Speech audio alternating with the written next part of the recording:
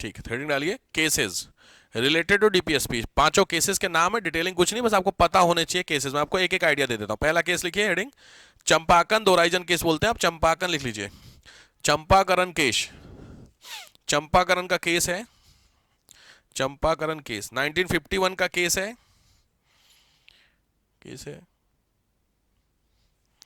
क्या केस था मैं आपको डिटेलिंग लिख लूं। अच्छा लॉजिकली बताइए, गवर्नमेंट डीपीएसपी को लागू कर रही और उसको लागू करने में आपके एफआर वायलेट हो गए तो क्या होगा। मैंने पीछे बताया भी डीपीएस एफआर आपके खत्म हुए। फंडामेंटल राइट आपको मतलब डीपीएसपी पीछे भी समझ में आया डीपीएसपी क्या होते हैं। तो डीपीएसपी को इंप्लीमेंट करते समय तुम्हारे एफआर वायलेट हो गए, ऐसा हो सकता है, हो सकता है। तो इस सिचुएशन में क्या होगा, कोर्ट जाएंगे तो कोर्ट क्या कहेगा, कायदे में बताइए एफआर जरूरी की डीपीएसपी। अब आया समझ में। तो कोर्ट ने भी यही बात बोली कि इन केस ऑफ दोनों के बीच में अगर फाइट होती है डीपीएसपी एंड एफआर, तो जो डोमिनेंस कर जाएंगे वो कौन करेगा, एफआर। ये जो डिसीजन आया ये इस केस का डिसीजन है। अब आया समझ में। तो लेकिन in case of argument between FR and DPSP, मौलिक अधिकार और डीपीएसपी के बीच झगड़ा होने पर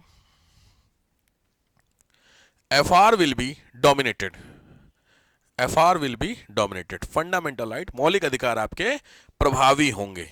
सीधे सीधे डिसीजन जानिए क्या होता है। समझ में आया पहला केस, डन। दूसरा केस आइए गोलकनाथ।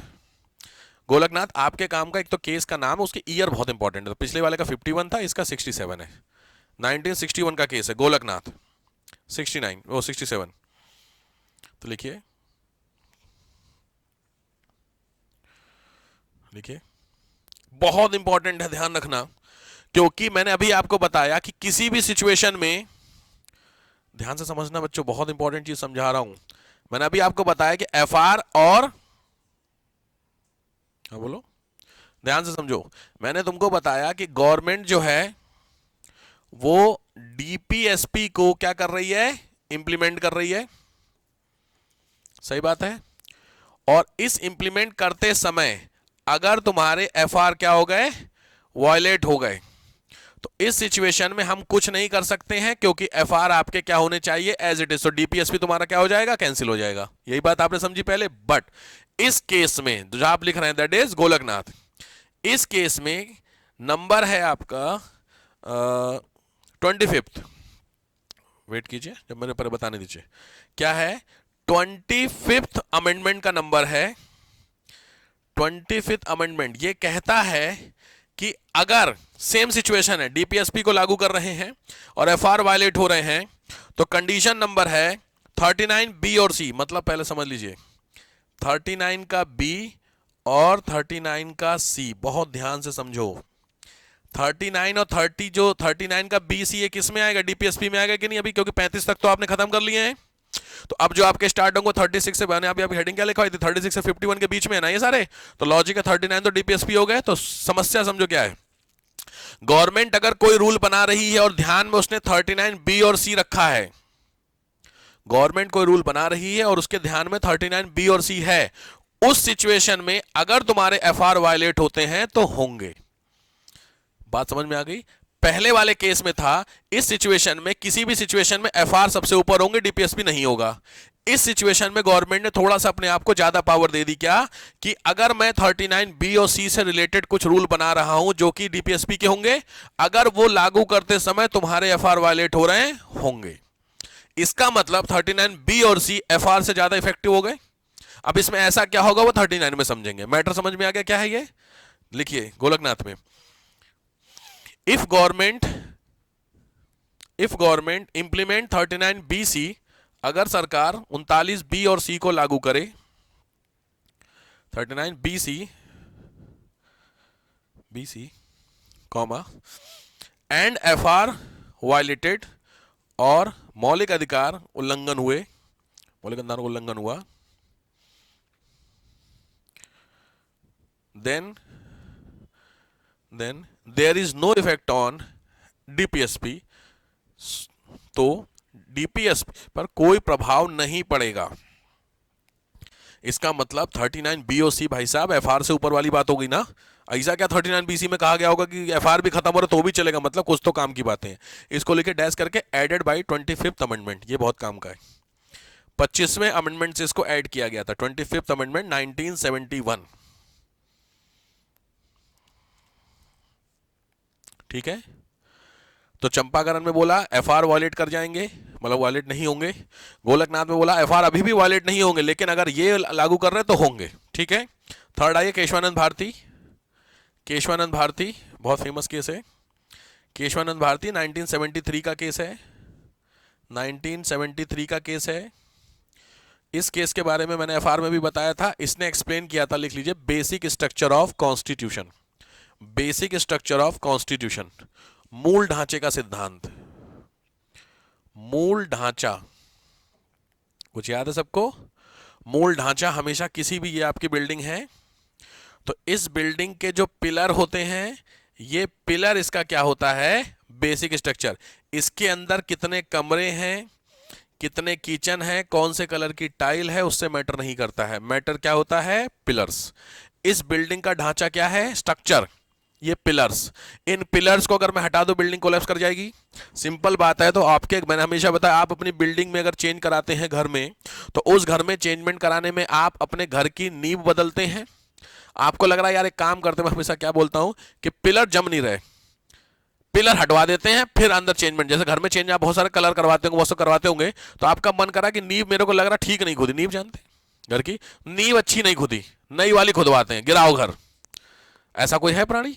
नहीं। तो आप क्या कर सकते हैं? घर की कलरिंग कर सकते हैं, टाइल्स लगवा सकते हैं, कर सकते हैं। तो लॉजिक बात है, तो जिन पिलर्स के ऊपर आपकी बिल्डिंग खड़ी उसको टच नहीं करते हैं। तो सिंपल बात है, कॉन्स्टिट्यूशन कुछ पिलर्स पे खड़ा है, उस पिलर्स को कोई भी बंदा टच नहीं कर सकता।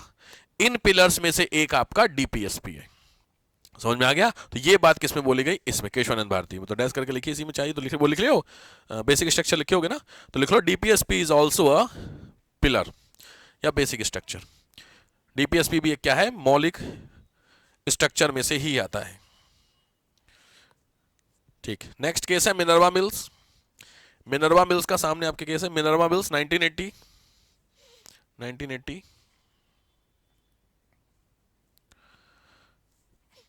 मिनर्वा मिल्स में 1980 लिखिएगा। डिसीजन रिपीट, डिसीजन रिपीट, जो ऊपर वाला डिसीजन था, इसी जस्ट केशवानंद भारती वाला सेम डिसीजन रिपीट हुआ है, मूल ढांचे वाला ही। Decision repeat of basic structure, मूल ढांचे वाला जो निर्णय थे वो रिपीट हुए हैं, बेसिक स्ट्रक्चर वाले डिसीजन रिपीट हुए। ठीक है, ठीक। नेक्स्ट आता है उन्नी कृष्णन केस। उन्नी कृष्णन केस 1993 का केस है। उन्नी कृष्णन 1993 का केस है। इस केस में लिखिए, FR and DPSP are correlated. FR and DPSP are correlate to each other. FR और डीपीएसपी एक दूसरे से कोरिलेट करते हैं, एक दूसरे के साथ संबंधित है। लॉजिक बात है, और पीछे पूरा डिटेलिंग बता ही चुका कि आपके इन दोनों का संबंध आपस में है। ठीक हो गया? तो ये है आपके एफआर या डीपीएसपी से रिलेटेड कुछ केसेस। जिन केसेस के बारे में, तो इनकी वो याद रखना ईयर वाइज, कौन से ईयर में, कई बार मैच करने के लिए आते हैं। चलो अब हेडिंग आ जाओ, शुरू करते हैं डीपीएसपी। हेडिंग डालो क्लासिफिकेशन ऑफ डीपीएसपी, प्रकार। डीपीएसपी के प्रकार same as it is note करना, ध्यान से पहले समझ लीजिए। डीपीएसपी तुम्हारे सामने तीन है, पहले सोशलिस्टिक कहलाते हैं, समाजवादी, दूसरे गांधीयन थ्योरी के कहलाते हैं, तीसरे लिबरल इंटेलेक्चुअल कहते हैं, उदार बौद्धिक बोलते हैं हिंदी में। क्या? समाजवादी, गांधीवादी और उदार बौद्धिक। प्रीलिम्स के लिए बड़े फेमस क्वेश्चन बनते हैं ये। पूछ लेगा आर्टिकल नंबर 43B किसमें है, ये स्टडी के पॉइंट है। संविधान में ऐसा नहीं बोला गया, तुम लोगों को समझाने के लिए 3 पार्ट में समझाया गया है, लेकिन प्रीलिम्स मैंने देखा बहुत बार प्रीलिम्स में क्वेश्चन उठे हुए हैं, इसीलिए फर्दर फिर इसको डिवाइड कर दिया है। ठीक, तो as it is copy paste करना है आपको। तो यहां लिखे पहले सोशलिस्टिक, पहले 3 पार्ट में सेम, और उसके नीचे के आर्टिकल्स नोट कीजिए फटाफट। पहले समाजवादी है, फिर गांधी है, फिर आगे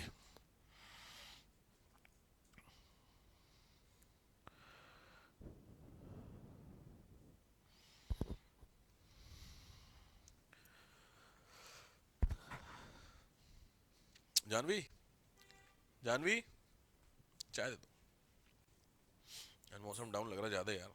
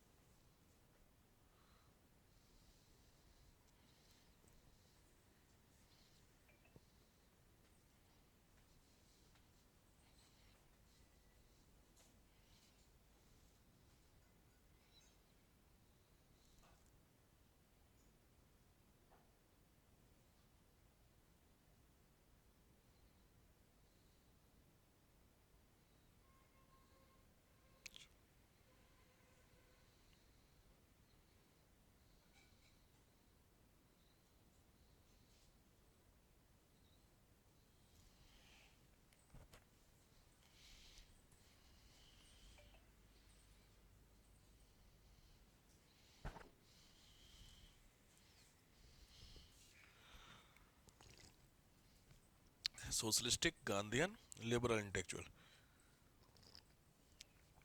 इसको उदार बौद्धिक बोलते हैं, ध्यान रखना। लिबरल इंटेलेक्चुअल, सबका मतलब समझ में आ जाएगा।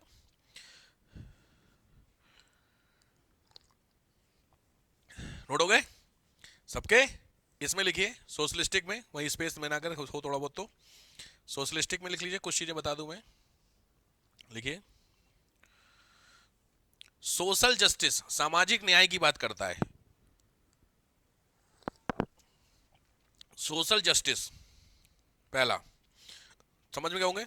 गांधीयन थ्योरी में मेन चीज लिखिएगा, गांधीयन थ्योरी में, गांधीयन प्रिंसिपल में मेनली फोकस ऑन वेलफेयर, मुख्यतः कल्याण पर आधारित। मेनली फोकस ऑन वेलफेयर, समझ गए? कल्याण बहुत सारे तरीकों से किया जा सकता है, ब्रैकेट में लिख लो इंडिविजुअल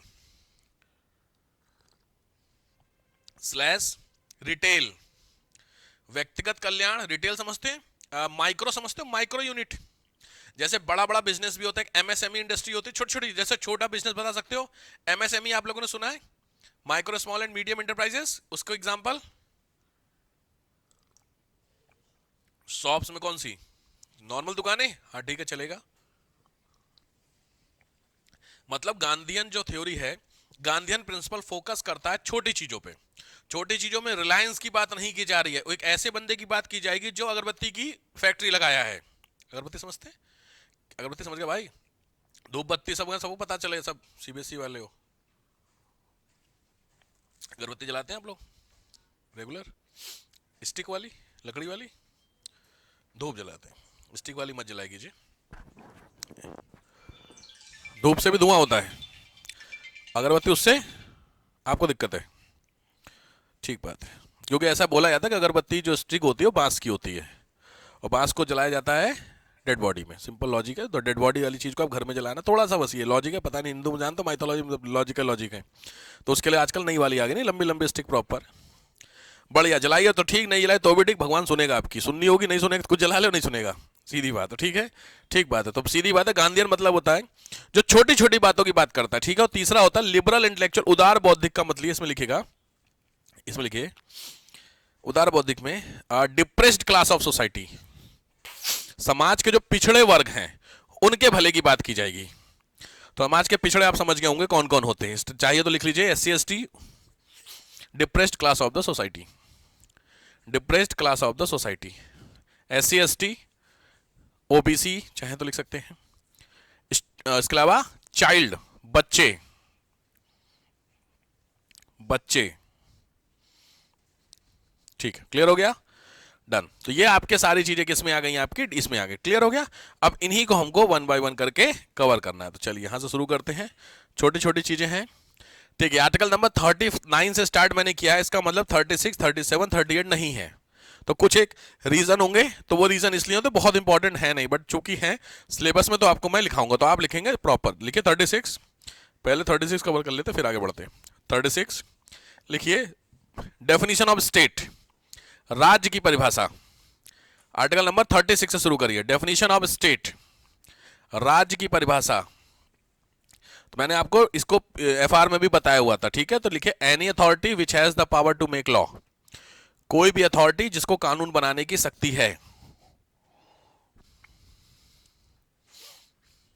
कानून बनाने की शक्ति, सिंपल।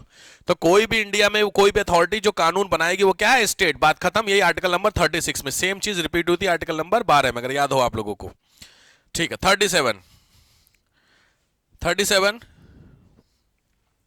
37 लिखिएगा, it is the duty of the state to implement the DPSP, यह राज्य का कर्तव्य होगा कि DPSP को लागू करे, simple. It is the duty of the state to implement the DPSP, समझ गए।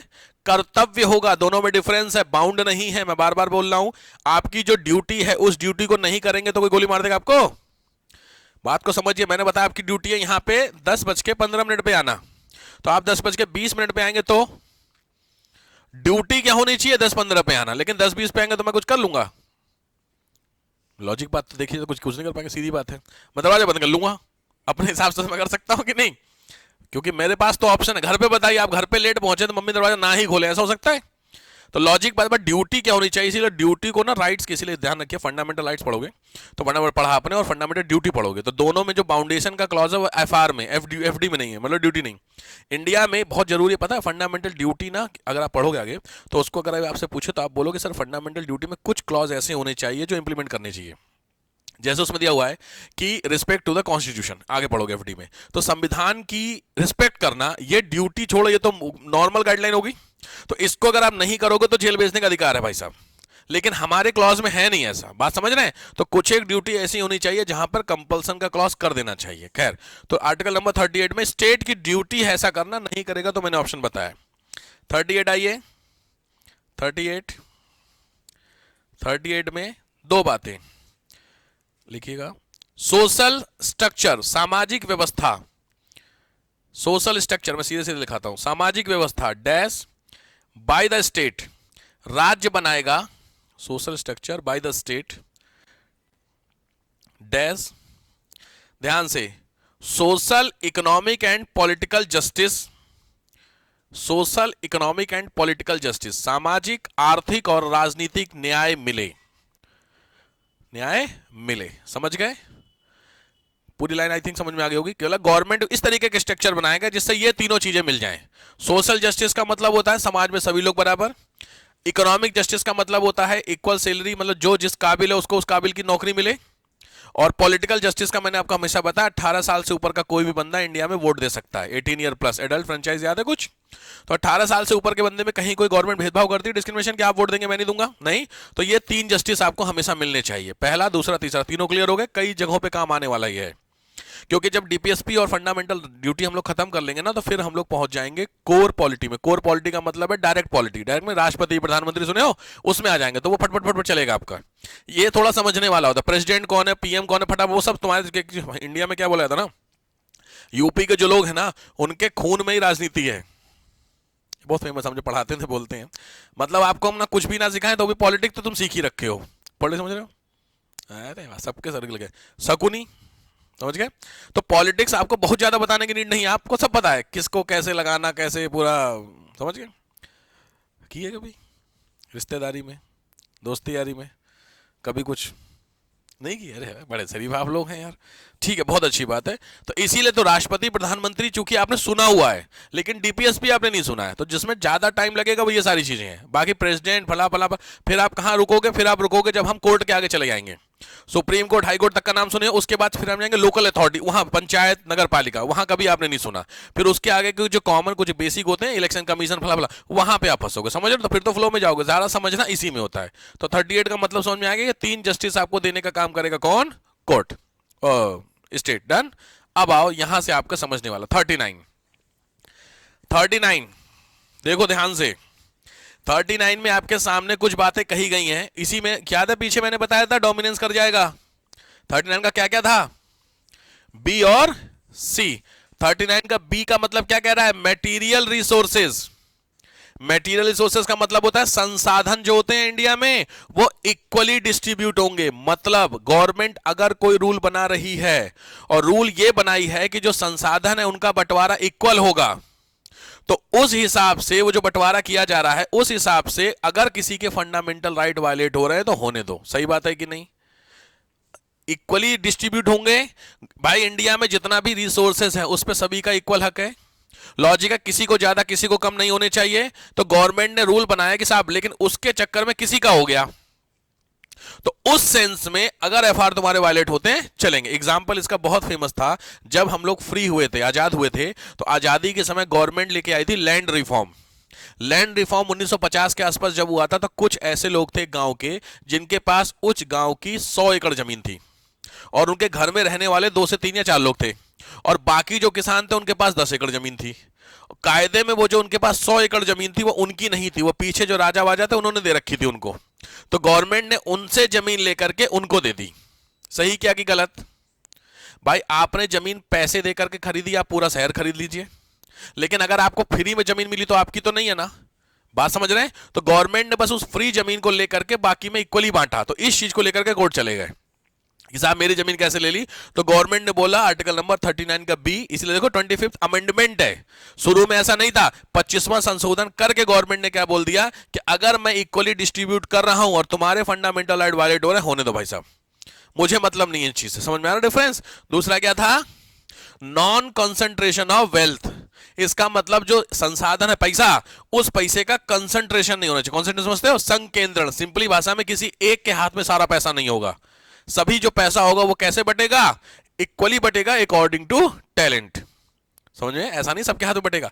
जैसे इंडिया में टोटल वैसे अभी की सिचुएशन क्या है भारत की? अभी की सिचुएशन भारत की है क्या कि कम से कम 90% पैसा, ऐसा बोला जा रहा है, इसको मैं ऑफिशियली तो इस पे नहीं बोल सकता हूं, बट लॉजिकली ऐसा बोला जा रहा है कि जो 90% पैसा है, वो 90% पैसा 10% लोगों के पास है, और इसी का 10% पैसा 90% लोगों के पास है। तो ये कहीं ना कहीं गलत है कि सही है? गलत है। बस सीधी बात है, कंसंट्रेशन लिमिटेड लोगों के हाथ में हो रहा है कि नहीं हो रहा है? तो गवर्नमेंट कल को अगर इस वेल्थ के डिस्ट्रीब्यूशन के लिए कोई रूल लेके आती है, और डिस्ट्रीब्यूशन में कहीं ना कहीं पैसा वो कोशिश कर रही है सभी लोगों को इक्वली बटे, तो सीधी बात है इन 90% लोगों का माहौल बनेगा कि नहीं बनेगा? तो इनके तो फंडामेंटल राइट वायलेट हो गए ना। तो ये अगर कोर्ट जाएंगे तो कोर्ट कुछ नहीं कर सकता, क्योंकि 39 का बी और सी ऐसा कहता है।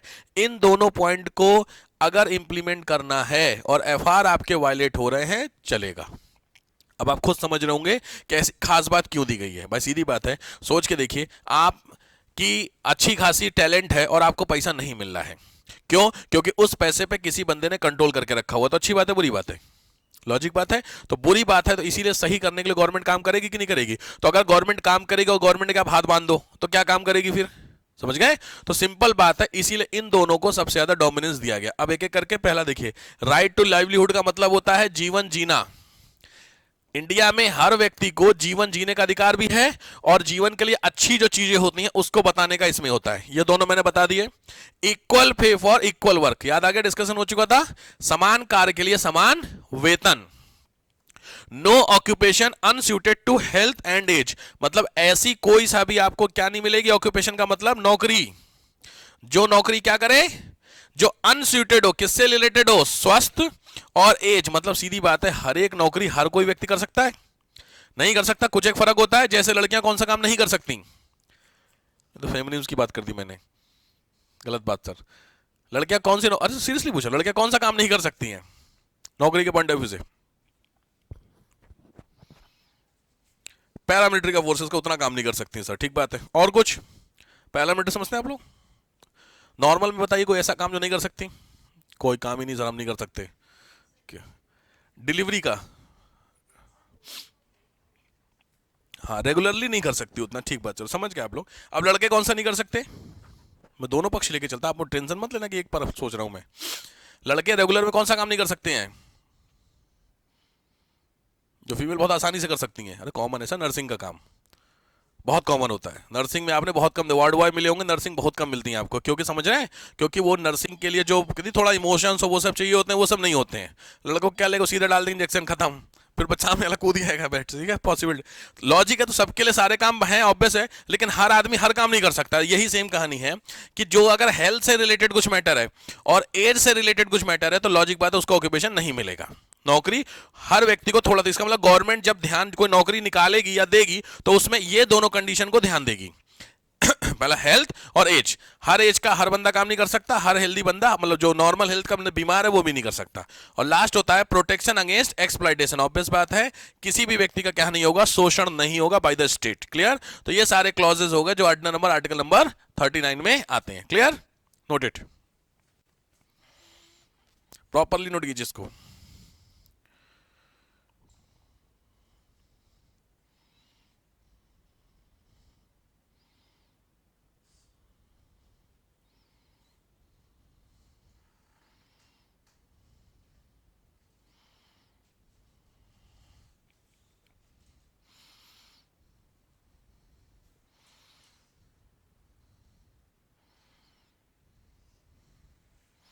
ये तो हटा ही दो, उसकी तो नीड नहीं है, आप खाली प्रॉपरली नोट कीजिएगा। मैं बता चुका हूं आपको क्या किसका मतलब होता है।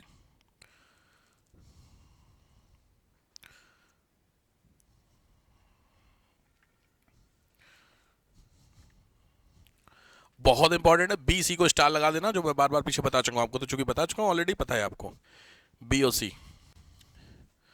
और ये अच्छी बात भी नहीं, आजकल जैसे वो राहुल गांधी कह रहे हैं कि अडानी के हाथ में पैसा, अंबानी के हाथ में पैसा नहीं, जिससे आजकल काफी ज्यादा न्यूज चल रही है। आपको भी लग रहा है पैसा? अडानी के हाथ में सारा पैसा है, अंबानी के हाथ में सारा पैसा है। अडानी अंबानी चला रहे इनडायरेक्टली कुछ हद तक, हाँ। और ये ऐसा नहीं है इंडिया में ऐसा है, ये पूरी दुनिया में ऐसा है। लॉजिक बात है, हर एक देश को चलाने के लिए सबसे ज़्यादा जरूरी होता है फंड। और वो फंड कौन देता है? इसी तरीके के जो बिजनेस ग्रुप होते हैं वो देते हैं, इसमें गलत कुछ नहीं है, ठीक है। और दूसरी चीज़, अगर आपको इतनी ही दिक्कत है अडानी अंबानी से, तो आपकी स्टेट की जो गवर्नमेंट है वहाँ पे इनके एक भी प्रोजेक्ट मत होने दीजिए। केरला में, तेलंगाना में भर भर के अडानी के प्रोजेक्ट हैं, और वहाँ पे गवर्नमेंट किसकी है? कांग्रेस की। अब जब इस पे क्वेश्चन उठता है तो यहां पे इकोनॉमिक जस्टिस की बात आ जाती है, और जब बाकी स्टेट की बात आती है तो वहां पे अडानी अंबानी लूट रहे हैं। हिसाब समझ में आ रहा है? सिस्टम होता है, तो इसको, इसी को बोलते हैं बायसनेस। दूसरा वर्ड यूज नहीं कर सकता, समझ गए आप बात को लेकर के? ये गलत होता है। अगर आपको इतने ही शरीफ हैं तो तमिलनाडु में जहां पे भी बीजेपी गवर्नमेंट नहीं है, वहां पे अडानी अंबानी के प्रोजेक्ट बंद कर दीजिए।